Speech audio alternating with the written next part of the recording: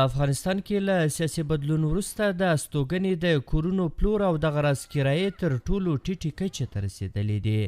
د کابل ښار په دهبوري سیمه کې د معاملو د لارښوونې یو شمېر دفترونه وایي چې د خلکو ناوړه اقتصادي وضعیت د حکومت له لوري د شرعي قبالو بندېدل او خصوصي سکتور ته نه پاملرنه د دې لامل شوې چې د استوګنې د کورونو پلور او د اپارتمانونو کرایې په بېساري ډول سره راښکته شي. نږدې 22 کاله کېږي چې له یو بل کس سره شریک یم او د کورونو د پلور او کرایې کار کوو. تیرو کلونو ته په کتو سره اوس مهال کارونه کم شوي او نشته. لامل دا دی چې حکومت کله بدل شو د معاملو لپاره لارښود او هیڅ نه و. دغه راز شرعي قبالې هم بندې شوې او د کورونو د کرایې په هکله که درته ووایم ډیری خلک وزګار شول. د مثال په ډول پخوا 3 اتاقه کور په 10 یا 12 زره افغانۍ باندې ورکول کېده، خو توان یې د دې کرایې د ورکولو نه درلود. هغوی دې ته حیران ول چې د 10 یا 12 زره افغانۍ د کور ورځني لګښتونه کړي او که یې کرایې ته ورکړي. اوس دغه بیې 8 زره افغانیو ته راښکته شوي دي. دوی زیاتوي چې د ملکیتونو د پلور پر وړاندې لوی خنډ د حکومت له لوري دوی ته واضح پلان او لارښود نه ورکول دي او باید دا ستونزه ژر تر ژره حل شي.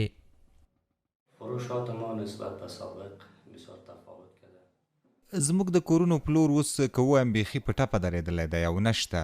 په تیرو کلونو کې مو کارونه ښه وو او ټولې لارې مو پر مخ خلاصې وي، خو اوس پانګونه نشته او پر وړاندې مو خنډونه زیات دي. د خلکو اقتصادي وضعیت هم خراب دی او د اپارتمانونو د پیرلو توان هم نه لري.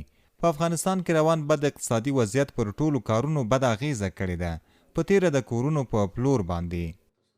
د کابل ښار په قصبه سیمه کې د پلور د کورونو یو شمېر مالکان هم د خپلو ملکیتونو د پلور په برخه کې له ستونزو سر ټکوي او زیاتوي چې له یوې خوا یې د کورونو په بیو کې کموالی راغلی، له بلې خوا یې بیا پلور کم شوی دی.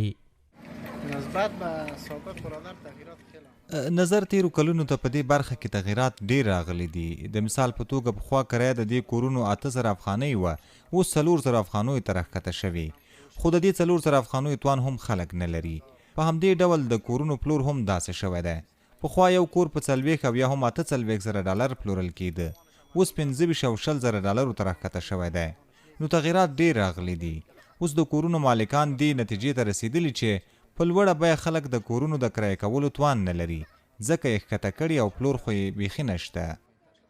ورته مهال بیا د کابل ښار اړوند په قصبه سیمه کې په یو شمېر اپارتمانونو کې په کرایه میشتې کورنۍ وایي چې که څه هم د پخوا په پرتله د کورونو په کرایو کې 50% کموالی راغلی، خو خلک د وزګارتیا له کبله د دې کمو کرایو د ورکړې توان هم نه لري.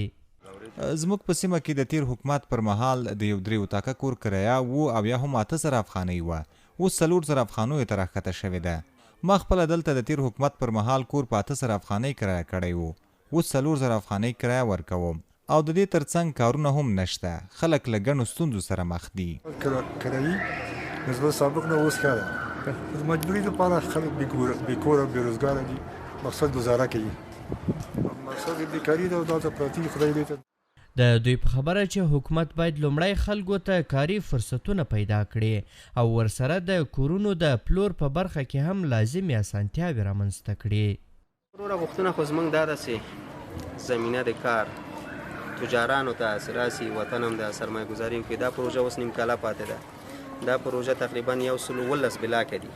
دا باید تکمیل سي. د دې بدبختۍ له وجې چې دا نه تکمیلیږي، دا نیمه پاتې ده. بس وروره موږ نه کلینیک لرو، نه مکتب لرو، نه کودکستان لرو، نه د یو فاتحې ځای لرو پکې. بس دغه شی یو هوایي ژوند ده د بلاکوسې خلکو. د یادونې وړ ده چې نږدې یوه اونۍ وړاندې د افغانستان سرپرست حکومت د شرعي قبالو د ویش اعلان وکړ، خو په کابل ښار کې د معاملو د لارښوونې یو شمېر دفترونه وایي چې لا هم په عملي ډول د شرعي قبالو ویش نه ده پیل شوی، چې له کبله یې خلک د کورونو د پلور په برخه کې له ستونزو سره مخ دي. احسان الله کریمي، CMG، کابل.